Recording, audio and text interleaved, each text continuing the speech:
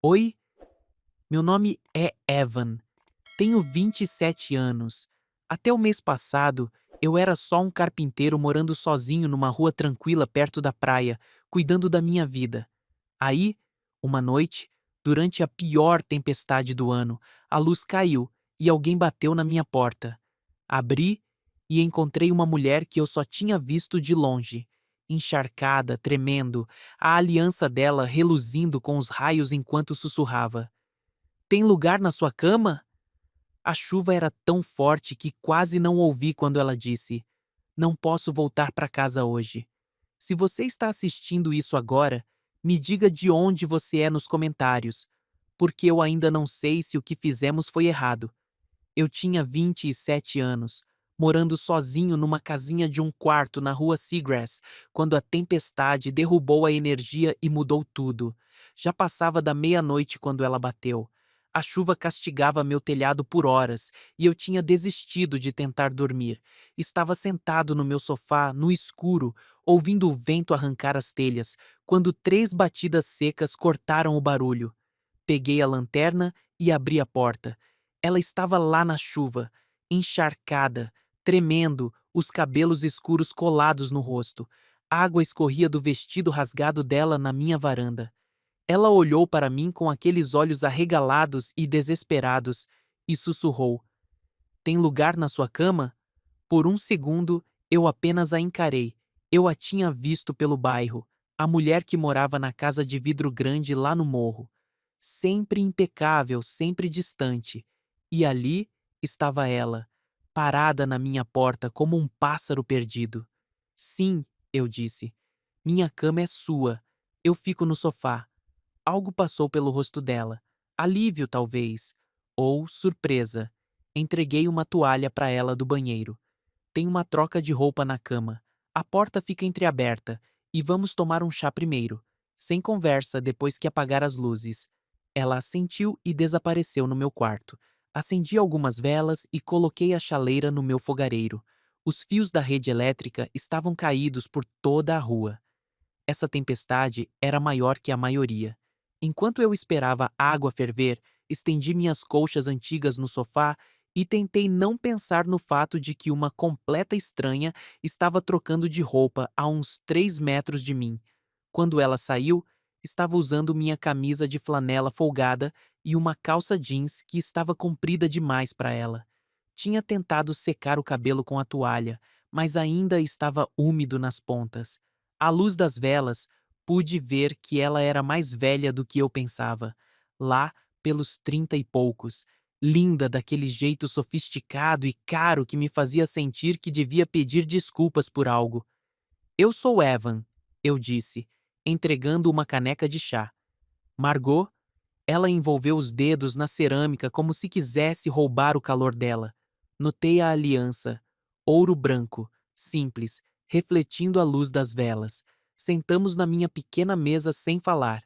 A tempestade rugia lá fora, e eu podia ouvir as mensagens da minha vizinha Ruth apitando no meu celular, que estava na bancada da cozinha. O grupo de vizinhos da rua inteira provavelmente estava agitado. A queda de energia sempre trazia à tona os cidadãos preocupados. Obrigada, Margot disse finalmente, pelos limites, por não presumir. Todo mundo precisa de um abrigo às vezes. Ela me observou por cima da caneca. Você não me conhece. Não preciso. Algo no rosto dela suavizou. Sentamos naquele silêncio confortável até que ela se levantou e foi de volta para o quarto. Ouvi as molas rangerem quando ela se ajeitou, depois, nada além de chuva e vento. Eu estava quase dormindo quando ouvi os passos dela no corredor. Evan, a voz dela era baixa. Eu poderia.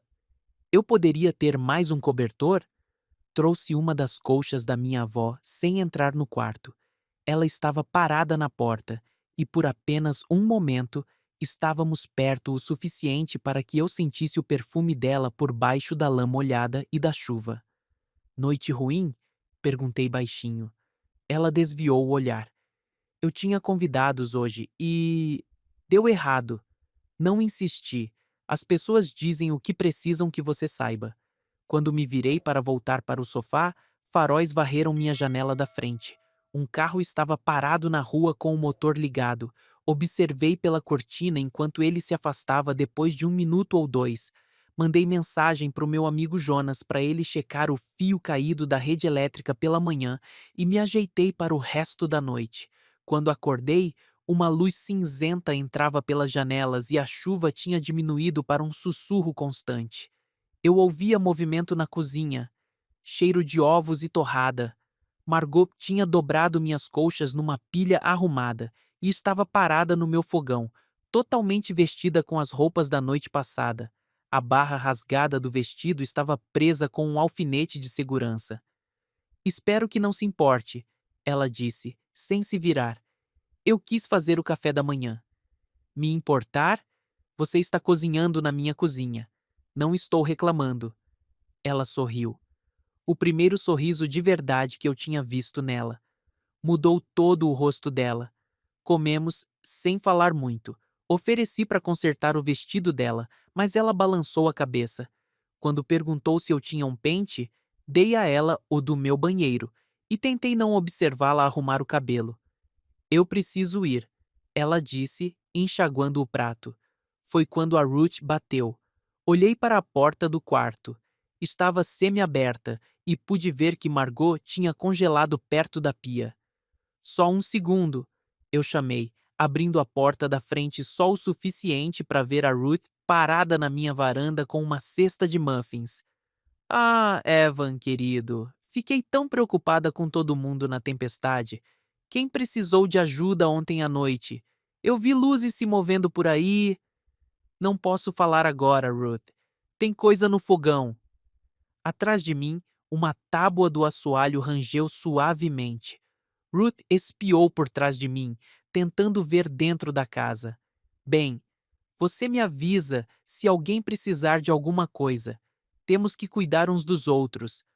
Peguei os muffins e agradeci, mantendo a porta quase fechada até que ela finalmente saiu.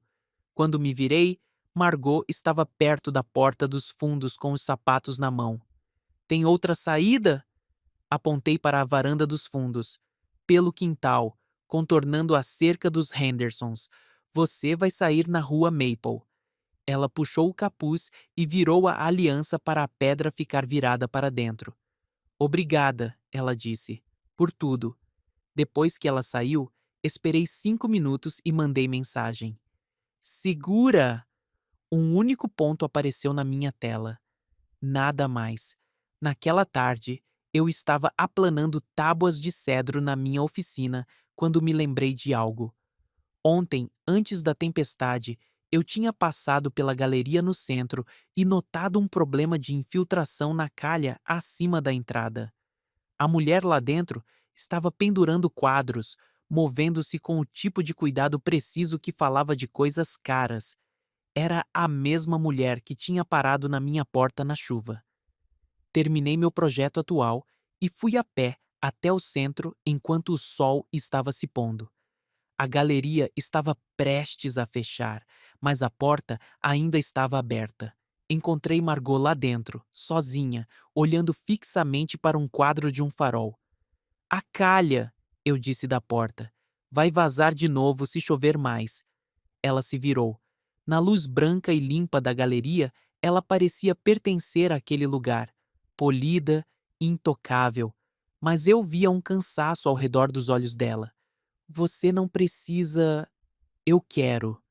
Enquanto eu trabalhava no suporte, ela me contou sobre a noite anterior, como ela tinha dado uma festa beneficente na casa dela, gente importante, muito dinheiro, como o marido dela, Daniel, tinha feito uma piada sobre comprar bom gosto na frente de todos os convidados, alto o suficiente para todo mundo ouvir. Eu só. Eu precisava estar em outro lugar, ela disse, em algum lugar onde eu não precisasse atuar. A chuva recomeçou quando eu terminei o concerto. Ficamos debaixo do toldo da galeria, ouvindo-a bater na rua. Se continuar assim, eu disse com cuidado, e você precisar de abrigo de novo. 2 piscadas na luz da minha varanda significam chá e conversa, as mesmas regras da noite passada. Ela me olhou por um longo momento. Por quê? Porque todo mundo precisa de um abrigo às vezes. Uma moça com olhos gentis apareceu na esquina com as chaves. A assistente da Margot, Lena. Este é o Evan, Margot disse. O vizinho que conserta as coisas. Os olhos da Lena foram para a barra rasgada que ainda estava presa, depois para a minha camisa de flanela, folgada por cima do vestido da Margot. Ela não disse nada, mas eu percebi que ela estava gravando os detalhes. Margot tirou minha camisa e a dobrou com cuidado. Eu lavo e te devolvo. Fica com ela por enquanto, eu disse. Caso chova de novo. Enquanto eu caminhava para casa, a buzina de nevoeiro soou uma vez do porto, grave e lamentosa. As luzes das varandas se acendiam por toda a rua Seagrass, pequenos faróis na penumbra que se formava. 3 noites depois, aconteceu. Eu estava esculpindo encaixes tipo rabo de andorinha para um baú de cedro quando vi 2 flashes rápidos da casa lá no morro. Coloquei a chaleira no fogo, preparei 2 canecas e abri a porta antes que ela batesse. Dessa vez, ela não estava fugindo de nada. Ela subiu meu caminho com uma capa de chuva, capuz abaixado, sem pressa. Chá? Eu perguntei. Chá? Sentamos perto da minha janela da frente, observando a tempestade. Ela me contou sobre o trabalho dela, como tinha aberto a galeria para expor artistas locais, mas acabou atendendo turistas de verão que queriam paisagens marinhas bonitas para suas casas de veraneio. Eu pintava, ela disse, antes de casar. Quadros terríveis, mas eram meus. Contei a ela sobre meu divórcio, como Sarah e eu tínhamos nos afastado sem nunca brigar por isso. Apenas 2 pessoas que um dia acordaram e perceberam que eram estranhos dividindo uma casa. Não há vilões nessa história, Margot disse. Não, apenas 2 pessoas que não eram certas uma para a outra. Quando ela se levantou para ir embora, o vento sacudiu minha porta tão forte que o trinco rangeu. Dirija com segurança, eu disse. Ela fez uma pausa na porta e tocou o batente da porta com as pontas dos dedos, como se estivesse abençoando-o. Obrigada pelo chá, Evan. Então, ela se foi, desaparecendo na chuva como se nunca tivesse estado ali. Na manhã seguinte, a Ruth mandou mensagem sobre a reunião da prefeitura, algo sobre o quebra-mar e apresentar preocupações, coisas normais de cidade pequena. Eu estava trocando um degrau solto da varanda quando Daniel Hale passou com seu Golden Retriever. Ele parou para bater um papo amigável, charmoso, o tipo de homem que fazia a conversa parecer natural. Você faz trabalho de verdade, ele disse, me observando nivelar o degrau. Ou só faz uns favores para os vizinhos? O que precisar de conserto? Bom homem, esse bairro antigo precisa de gente como você. Ele sorriu, mas algo nos olhos dele era calculista. Sabe, eu estava querendo fazer uns serviços lá em casa. Talvez você pudesse dar uma passada para fazer um orçamento? Claro. Depois que ele saiu, recebi uma mensagem de um número desconhecido. Obrigada pela noite passada. Salvei como M. Naquela tarde, a Lena ligou sobre um quadro que tinha escorregado antes de uma vernissage. Quando cheguei à galeria, encontrei Margot no depósito, tentando colocar uma peça pesada de volta na posição. Aqui, eu disse, pegando o peso. Segura esse canto. Nossas mãos se roçaram enquanto manobrávamos o quadro, e eu senti ela prender a respiração. A peça estava torta, e nós dois começamos a rir ao mesmo tempo. Aquele tipo de riso suave e surpreendido que é mais alto do que deveria ser num espaço silencioso. Uma sombra passou pela porta de vidro fosco. Nós dois congelamos, o quadro suspenso entre nós, sem respirar. Passos passaram sem parar. Deve estar bom agora, eu disse baixinho, colocando o quadro no lugar. Ela assentiu, alisando o cabelo. Obrigada. Naquela noite, eu estava fazendo o jantar quando a Ruth apareceu com biscoitos que sobraram. Para a visita, ela disse, espiando por trás de mim para dentro de casa. Por falar nisso, você tem visto os Hales ultimamente? A Margot parecia chateada no mercado ontem. Não os vi. Hum, notei um carro na rua durante a tempestade na outra noite, só parado lá. Provavelmente nada, mas você sabe como as pessoas se preocupam. Ofereci para consertar a cerca dela para mudar de assunto. Ela aceitou. Disse que estava querendo pedir. Depois que ela saiu, mandei mensagem para Margot. Ruth bisbilhotando. A resposta veio imediatamente. Anotei. Sem luz hoje à noite. Mas quando olhei para a casa do morro mais tarde, as janelas dela estavam escuras de qualquer jeito. Na manhã seguinte, dirigi até a casa dos Hales com minha caixa de ferramentas e trena. A casa era toda de vidro e aço, empoleirada no morro como se estivesse posando para uma revista.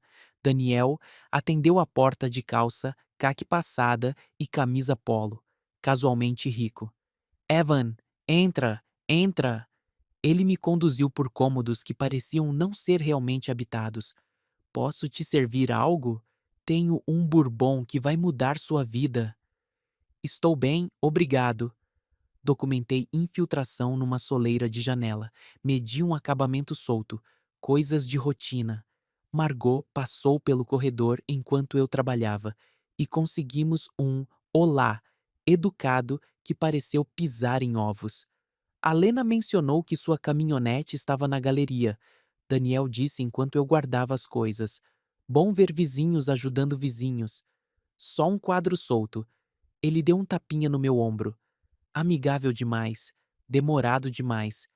Bem, agradecemos por você cuidar dos negócios locais.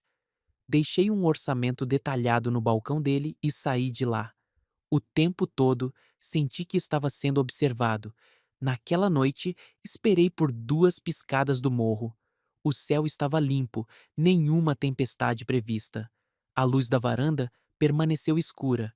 Construí o baú de cedro e pensei em limites que pareciam mais promessas. Em chá à luz de velas e no jeito que a aliança da Margot refletia a chama quando ela levantava a caneca. Não mandei mensagem. Ela também não. Mas 2 noites se passaram. Terminei o baú e o coloquei perto da minha janela com colchas dobradas dentro. Disse a mim mesmo que era isso que pessoas normais faziam. Se encontravam durante uma tempestade, compartilhavam abrigo e voltavam para suas vidas separadas. Mas às 2:07 da manhã da terceira noite, meu celular iluminou o teto. Tempestade de novo. Está acordado? Olhei para fora. O vento estava aumentando e nuvens vinham da água. Respondi: Vou colocar a chaleira no fogo. Quando abri minha porta na manhã seguinte, ela não estava lá. Apenas um cachecol de lã amarrado na maçaneta da porta, pesado com algo dentro. Uma chave. Desamarrei o cachecol e segurei a chave na palma da mão. Era de latão. Antiga. Definitivamente não. Era uma que eu tivesse dado a alguém. Levei ambos para dentro e coloquei a chaleira no fogo mesmo assim, pensando que ela explicaria quando chegasse. A batida veio 10 minutos depois. Apenas uma vez. Suave. Margot entrou, o cabelo úmido de neblina, os olhos arregalados com algo próximo ao pânico. Eu não deixei isso, ela disse, olhando para o cachecol nas minhas mãos. O quê? A chave. Encontrei na minha porta esta manhã com um bilhete que dizia: Alguém deixou algo para você na porta dele. Da Ruth. Ficamos ali olhando para a chave como se ela pudesse se explicar. Alguém está nos observando, eu disse. Ela afundou numa cadeira na minha mesa. Daniel perguntou a Lena sobre sua caminhonete ontem e ele checou nossos registros de telefone. O que você disse a ele? Nada. Eu não sabia que ele estava checando até que a Lena me avisou. Ela esfregou as têmporas. Eu parei de sinalizar porque pensei que se eu ficasse longe, você estaria seguro. De quê? Daniel é dono de metade dos imóveis alugados nesta rua. Se os boatos começarem a voar, coloquei 2 canecas na mesa. mas não serviu o chá. É por isso que você me ignorou? Para me proteger? Sim, obrigado, eu disse, mas não pareceu proteção. Ela olhou para mim. Não, pareceu que eu estava me escondendo. Trovões rolaram do mar, ainda distantes, mas se aproximando.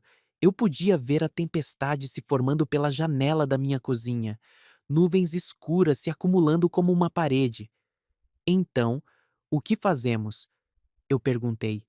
Ela se endireitou na cadeira e por um momento pude ver a mulher que administrava uma galeria, que lidava com artistas difíceis e clientes exigentes. Vamos fazer regras, ela disse. Regras de verdade, em voz alta. Servi o chá e sentei de frente para ela. Só chá, ela disse, contando nos dedos. Só conversa. Camas separadas, sair antes do amanhecer. Nunca usar aquela chave sem mandar mensagem primeiro. Nunca mentir se alguém fizer uma pergunta direta. E se os boatos começarem de qualquer jeito? Então, paramos. Um corte limpo. Repeti as regras para ela, palavra por palavra. Ela assentiu uma vez, como se estivéssemos fazendo votos. Mais uma, eu disse. Sem promessas para além desta noite. Sem promessas para além desta noite. Bebemos nosso chá enquanto a tempestade se aproximava. Ela me contou sobre crescer em Boston, como o pai dela a ensinou a ver quadros do mesmo jeito que outras pessoas leem livros. Contei a ela sobre aprender marcenaria com meu avô, como ele me mostrou que cada pedaço de madeira tem seu próprio veio, sua própria história. Faróis varreram a parede da minha cozinha. Nós dois ficamos imóveis. As luzes se moveram devagar, deliberadamente. Alguém passeando pela rua. Pararam em frente à minha casinha e eu podia ouvir um motor ligado. Não se mexe, eu sussurrei. Permanecemos congelados perto da mesa, dois vizinhos discutindo um concerto, nada mais. Depois do que pareceram horas, o som do motor diminuiu. Daniel? Eu perguntei. Provavelmente. Margot se levantou e caminhou até a minha pia. Ela tirou a aliança e a colocou no balcão, depois a pegou e a colocou de volta. Eu preciso ir. Na porta, ela parou. Evan? Sim? Obrigada por confiar em mim com isso. Em vez de se afastar, ela se aproximou. Encostou a testa na minha, por um breve momento, nós dois fechando os olhos como se estivéssemos ouvindo a mesma canção distante. Quando ela se afastou, as bochechas dela estavam coradas. Dirija com segurança, eu disse. Ela puxou o capuz e entrou na chuva. Observei até que a escuridão a engoliu. Na semana seguinte, caímos numa rotina que parecia perigosa e necessária ao mesmo tempo. Se havia previsão de trovões, duas piscadas na luz da varanda significavam chá e conversa. Ela chegava com o cabelo num coque bagunçado e a aliança virada para dentro. Sentávamos perto da minha janela e conversávamos sobre tudo, menos o óbvio. Verões de infância, jantares que deram errado, arte que a fazia chorar, trabalho que me fazia sentir útil, sem toques, sem olhares demorados. As regras se mantinham, mas na terceira noite não havia previsão de tempestade, apenas neblina vindo do porto. Quando eu vi dois flashes rápidos da casa do morro de qualquer forma, fingi que era porque a previsão do tempo dizia chance de chuvas. Ela fingiu a mesma coisa. Parece que vai chover, ela disse quando abri a porta. Melhor prevenir do que remediar. A Ruth postou no grupo de vizinhos na manhã seguinte. Lembrete: verifiquem os vizinhos durante tempestades. Dirijam devagar na rua Seagrass. Então, ela me mandou uma mensagem privada. Que bom ver a luz da sua varanda funcionando de novo. Mandei de volta um emoji de coração e uma foto da calha da galeria que eu tinha consertado. Prova neutra de um negócio normal de vizinhança. Ela deixou pra lá. Naquela noite, coloquei o cachecol da Margot dentro do baú de cedro com as colchas. O trinco da porta fez seu familiar baque oco quando fechei a tampa. Mais 3 noites se passaram. Cada vez, o padrão era o mesmo. Duas piscadas se nuvens se acumulavam, chá e conversa, até que ela saísse antes do amanhecer. Conversávamos sobre livros que amamos quando crianças, lugares que queríamos viajar, a solidão particular de ser casado com alguém que realmente não te via. Aprendi que ela pintava paisagens em aquarela que os professores da escola de arte dela chamavam de muito emocionais, que ela tinha parado depois que Daniel disse que parecia um trabalho de alguém que não entendia de composição. Ela aprendeu que eu tinha construído minha primeira estante aos 8 anos, que minha ex-mulher tinha querido que eu voltasse para a faculdade para fazer negócios, que eu nunca me senti mais eu do que quando estava trabalhando com as mãos. Algumas pessoas acham que trabalhar com madeira é simples, eu disse uma noite, observando a chuva escorrer pela janela. Mas cada tábua tem nós, padrões de veio, lugares onde ela quer rachar. Você não pode forçar. Você tem que trabalhar com o que ela quer ser. Como pessoas, ela disse baixinho. Como pessoas. Na sexta-feira, o aplicativo de previsão do tempo mostrava trovoadas chegando depois da meia-noite. Preparei 2 canecas perto da chaleira e verifiquei a hora. 23h47. Meu celular vibrou. Previsão mudou. Olhei para a casa do morro. 2 flashes rápidos responderam da varanda dela. Abri minha porta antes que os pés dela chegassem aos degraus. Chá? Eu perguntei. Chá. Dessa vez, pareceu diferente. Ela sentou mais perto da janela, e quando um relâmpago iluminou a rua, pude ver algo resolvido no rosto dela. Tenho pensado, ela disse, sobre o que acontece quando as tempestades param de vir. Elas param de vir? As tempestades de inverno, sim, mas a chuva de primavera, as trovoadas de verão. Ela girou a caneca nas mãos. Sempre tem tempo. É assim que estamos chamando isso? Tempo? Ela sorriu, e o sorriso chegou aos olhos dela. Como você chamaria? Abrigo. Abrigo, ela repetiu, como se estivesse experimentando a palavra. A tempestade se aproximou, e podíamos ouvir a boia do porto tocando ao longe. Uma buzina de nevoeiro respondeu de algum lugar na água. Evan. Sim, que bom que foi na sua porta que eu bati. Eu também. Quando ela saiu naquela manhã, a chuva tinha parado, mas a neblina pairava no ar como uma promessa de mais tempo vindo por aí. Observei-a caminhar pelo meu caminho na luz cinzenta, ombros eretos, capuz abaixado pela primeira vez. O sábado amanheceu claro e ensolarado. Passei a tarde restaurando o baú de cedro, deslizando as mãos pelas junções lisas, admirando como o veio da madeira fluía de uma tábua para a outra. Jonas apareceu com café e rosquinhas. Você parece diferente, ele disse, observando meu rosto. Diferente como? Menos, sei lá, menos bravo com o mundo. Eu não tinha percebido que estava bravo com o mundo, mas talvez eu estivesse, desde que a Sara foi embora. Talvez eu estivesse carregando esse peso sem saber. Diferente para melhor? Eu perguntei. Sim, diferente para melhor. Naquela noite, movi o baú de cedro para debaixo da janela da frente e dobrei o lenço da Margot lá dentro, junto com as colchas, não escondendo, apenas guardando em segurança. O domingo trouxe nuvens e a promessa de chuva. Trabalhei na minha oficina até ouvir as primeiras gotas no telhado, então entrei para esperar. Meu celular vibrou às 21h23. Conferindo, respondi. Sempre por aqui. Às 22h15, 2 piscadas vindas do morro. Desta vez, quando ela bateu, eu já estava pronto com o chá fumegando e um prato das bolachas que a Ruth tinha trazido. Que chique! A Margot disse, pendurando o casaco no gancho da minha porta. Gosto de agradar.